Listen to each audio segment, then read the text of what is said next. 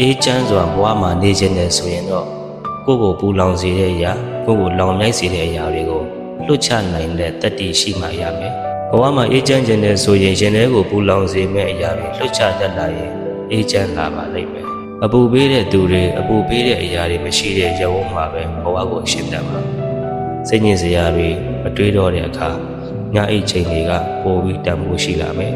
။စိတ်ကိုအေးချမ်းစေတဲ့လူတွေစိတ်ကိုအေးချမ်းစေတဲ့နေရာဒေသတွေအပူတွေကင်းစင်တဲ့ရန်ဝန်းမှာပဲ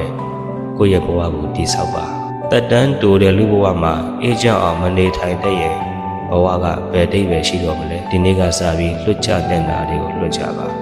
ခေါင်းထဲကထုတ်ပြတဲ့နာတွေကိုထုတ်ပြပါ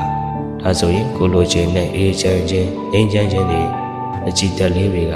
ရောက်ရှိလာပြီးဘဝကိုအေးချမ်းပျော်ရွှင်စေမှာပါတခါတည်းရန်ဘဝမှာအေးချမ်းခြင်းပါလျက်နဲ့ပူလောင်တဲ့အထဲကိုမှဝင်တိုးချင်နေကြတယ်